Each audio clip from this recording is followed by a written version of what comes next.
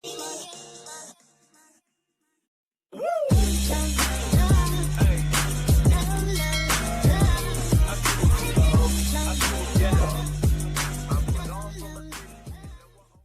dan Assalamualaikum. Hari ini kumpulan kami akan membentangkan tentang perkembangan semasa ekonomi Islam.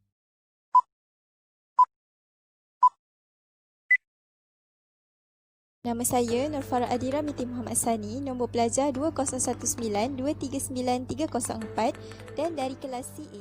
Seperti mana yang kita ketahui, perkembangan ekonomi bermula sejak zaman Nabi Allah Yusuf AS sebagaimana yang telah dipaparkan oleh Al-Quran dalam surah Yusuf ayat 55. Diceritakan bahawa Nabi Allah Yusuf AS pernah kemukakan satu cadangan kukuh pada kerajaan Mesir untuk atasi masalah kemarau. Daripada apa yang telah dipaparkan dan diceritakan oleh Al-Quran berkenaan Nabi Allah Yusuf AS, jelaslah bahawa Al-Quran adalah kitab terawal yang membahaskan isu-isu ekonomi. Selain itu, banyak pendekatan yang dikemukakan oleh ahli-ahli ekonomi Islam dalam membahagikan perkembangan semasa ekonomi Islam. Kita dapat lihat antaranya penulis seperti Dr. Sobri Solomon menyatakan perkembangan ekonomi Islam melalui 3 tahap, iaitu tahap kesuburan, tahap kemerosotan dan tahap kebangkitan. Seterusnya, antara perkembangan semasa ekonomi Islam adalah mata wang dinar, pengangguran, inflasi dan kemiskinan. Nama saya Radifah binti Rasul, pemegang kad matrik 2019236446 daripada kelas IC 11033 sini. Perkembangan semasa ekonomi Islam yang pertama adalah mata wang dinar. Pada tahun 1998, Malaysia mula menggunakan nilai mata wang dinar, yang mana pada era yang sama, emas tidak lagi mempunyai nilai yang rasmi. Perkembangan mata wang di kebanyakan negara di Kepulauan Melayu adalah disebabkan aktiviti-aktiviti perdagangan, kerana pada ketika itu mereka memerlukan penyelesaian masalah terhadap aktiviti perdagangan, terutama sekali yang melibatkan sistem pertukaran barang, dan ini menjadikan negara kita memerlukan mata wang yang standard. Melalui perjanjian Jamaika pada tahun 1976, sistem pertukaran terapung telah dibenarkan secara rasmi. Perjanjian tersebut menjadikan nilai wang kertas tidak lagi setanding dengan emas atau perak, malahan nilai wang kertas pada masa tersebut ditetapkan oleh Nama saya Nur Nazurah Afiqah binti Jembari, nombor pelajar 2019417628 dari kelas CA. Yang kedua ialah pengangguran. Menurut Kamus Bahasa Melayu, pengangguran ialah keadaan atau hal tidak bekerja. Kadar pengangguran pula ialah nisbah jumlah penduduk yang tidak bekerja dalam tenaga buruh. Pengangguran juga boleh didefinisikan sebagai sumber buruh yang tidak digunakan secara mahir dan terjadi pengurangan tenaga buruh dalam konteks ekonomi. Sebab berlakunya pengangguran ialah kehilangan pekerjaan. Kesan daripada itu, seseorang itu akan mengalami tekanan psikologi, berlakunya penurunan dalam kehidupan dan jumlah pengangguran akan menjadi tinggi. Terutama berlakunya pengangguran ialah sifat terlalu memilih terhadap sesuatu pekerjaan. Berbagai cara telah dibuat untuk mengurangkan kadar pengangguran. Tetapi, kebanyakan pihak atasan dalam merekrut pekerja sering mengenakan berbagai syarat sehinggakan peluang pekerjaan untuk mereka yang menganggur hilang begitu sahaja. Cara mengira kadar pengangguran ialah bilangan penganggur atau jumlah penganggur didarab dengan 100%. Jumlah pekerjaan yang ditawarkan kepada penganggur mempunyai kaitan secara langsung dengan peningkatan produktiviti atau perbelanjaan. Penurunan kadar pengangguran adalah petanda yang baik terhadap ekonomi. Hal ini kerana sesebuah syarikat telah meluaskan lagi tawaran pekerjaan kepada para penganggur selaras dengan peningkatan produktiviti atau jualan. Walaupun Malaysia telah mengalami krisis kewangan Asia pada tahun 1997, Malaysia masih berjaya mengawal kadar pengangguran sebanyak 2.5% sehingga tahun 2010. Selepas itu, meningkat kepada 4%. Namun, sebanyak 3.4% penurunan disasarkan dalam rancangan Malaysia ke-10 bermula tahun 2011 sehingga tahun 2015. Terkini dalam konteks negara pula, kadar penglibatan tenaga buruh ialah sebanyak 68.4% dan kadar pengangguran sebanyak 3.4%. Perkembangan semasa ekonomi Islam yang ketiga adalah inflasi. Inflasi di sini bermaksud peningkatan harga umum barangan dan perkhidmatan yang berlaku dari semasa ke semasa. Inflasi mempunyai 3 keadaan berbeza, iaitu yang pertama hyperinflasi, yang kedua inflasi sederhana, yang ketiga inflasi rendah. Hyperinflasi ataupun kadar inflasi yang tinggi bermaksud pencambahan kadar inflasi yang tinggi yang mana telah pun dipersetujui oleh ahli-ahli ekonomi yang lain. Manakala kadar inflasi yang sederhana perlu mempunyai pelbagai pendapat. Inflasi ini kebiasaannya disumbangkan oleh kadar turun naik sesuatu barangan ataupun permintaan daripada pengguna.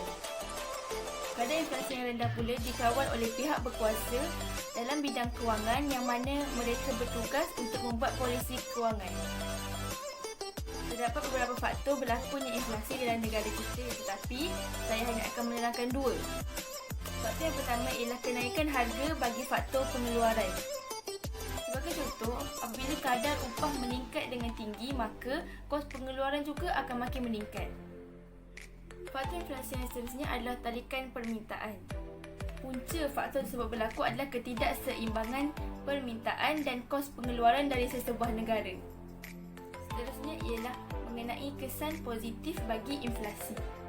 Pertama ialah penyesuaian dalam pasaran buruh. Upah nominal kebiasaannya sukar untuk disesuaikan supaya menurun atau berkurangan.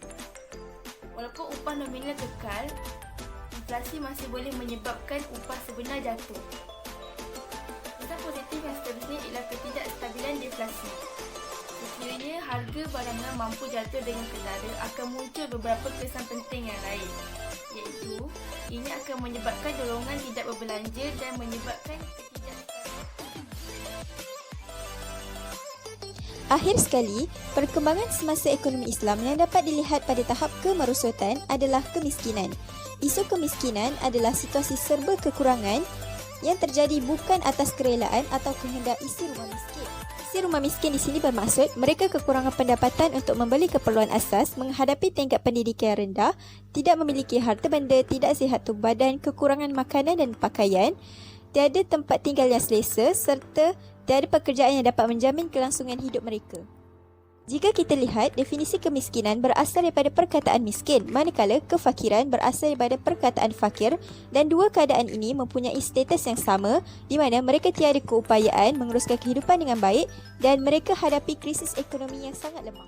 Lantaran daripada itu, Bank Dunia telah meneliti tentang konsep kemiskinan dari sudut kepenggunaan berdasarkan keperluan hak asasi manusia untuk hidup.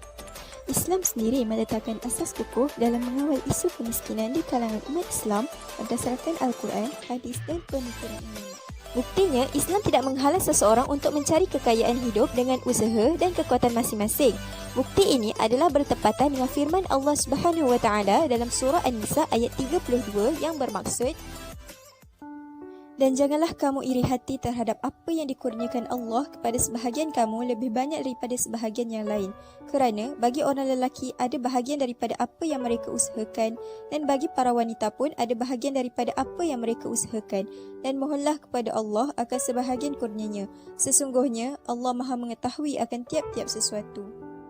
Di samping itu, Islam tidak pernah meletakkan kekayaan kepada seseorang atau sesuatu bangsa mahupun negara. Sikap keterbukaan ini menunjukkan Islam telah membuka ruang luas kepada semua individu bagi mengumpul kekayaan agar kemiskinan dapat dielakkan.